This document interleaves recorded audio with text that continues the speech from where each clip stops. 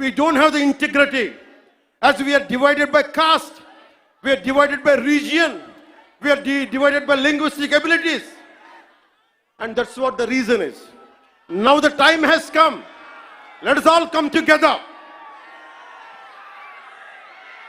దేశం మొత్తం శ్రీరాముడిని పూజిస్తుంది. కానీ శ్రీరాముడిని పాదరక్షలతో కొట్టి ఊరేగింప తీసుకెళ్తే చూస్తూ ఊరుకుంటాం. గదుల్లో కూర్చొని ఏడుస్తాం. రాముడి విగ్రహం తల నరికేస్తే రామతీర్థంలో లోపల తిట్టుకుంటాం. ఎందుకంటే ఎవరైనా వింటే కూడా మన మతాన్మోదులు అనుకుంటారనే భయం.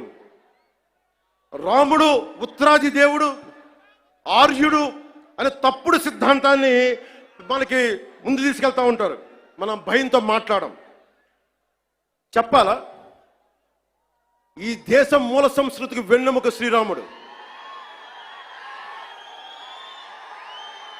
రాముడు ఉత్తరాది దేవుడా? మనందరి దేవుడు కాదా? రాముడు ఏ ఛాయలో ఉంటాడు? నల్లని మేఘ ఛాయలో ఉంటాడు. కృష్ణుడు నల్లని మేఘ ఛాయలో ఉంటాడు. కాళికాదేవి నల్లని ఛాయలో ఉంటుంది. సనాతన ధర్మానికి రంగు వివక్ష లేదు. ఇది కొత్తగా తీసుకొచ్చిన మెకాలే రంగులు ఇవన్నీ. మీకు సూడో సెక్యులర్ వాదులకు చెప్తున్నాం, don't rub your ideology on to us. We are beyond race and creed. We are beyond.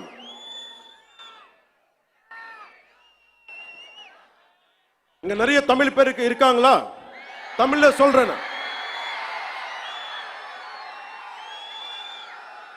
Tamil Nadu ஒரு நாயக்கர் சொல்றாங்க, சனாதன தர்மம் கம்ப்ளீட்டா ஒரு வைரஸ் மாதிரி, அதை எங்க நாசம் பண்ணணும் சொல்றாங்க. இது ஞாபகம் வச்சுக்கோங்க. Whoever said this, let me tell you, sir, you cannot wipe out Sanatana Dharma. I will tell you why. By the end of my speech, I'll tell you why you cannot wipe out Sanatana Dharma. If anyone tries to wipe out Sanatana Dharma, let me tell you, from the feet of Lord Balaji, you will be wiped out.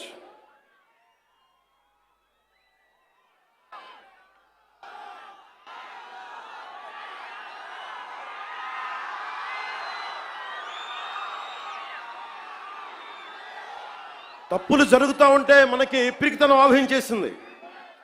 నేను ఎప్పుడు అభివృద్ధి, యువతకు ఉద్యోగాలు కావాలి, అభివృద్ధి జరగాలి.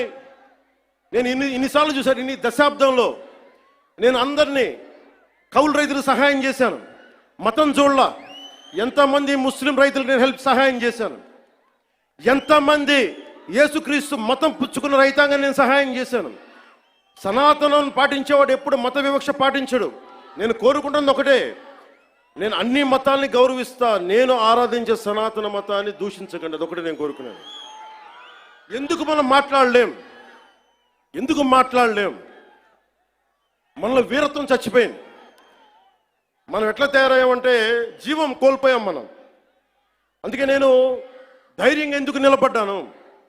151 ఎమ్మెల్యేలుండి 23 మంది ఎంపీలుంటే అంతమంది కలిసి నన్ను ఒక్కడినే తెలంగాణ బార్డర్లో ఆపేస్తే ఎందుకు వచ్చాం బయటికి? ధైర్యం, వీరత్వం. తప్పు జరుగుతున్నప్పుడు ఎప్పుడు ఎలుగెత్తి చెప్పాలి. మీకు అన్యాయం జరుగుద్ది, అందుకనే వచ్చాము ఈ రోజున. మీరు నిలబడ్డారు. ధైర్యం లేని చోట, వీరత్వం లేని చోట మొత్తం పోద్ది. ధైర్యే సాహస లక్ష్మి అంట. ధైర్యం ఉన్న చోట ఐశ్వర్యం ఉంటుంది, ధైర్యం లేని చోట అన్నీ పోతాయి. అందుకే నాకు ఇష్టమైన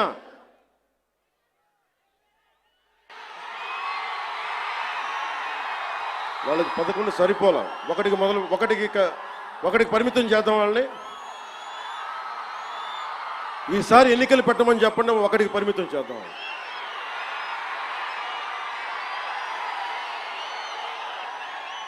నాకు ఇష్టమైన కవి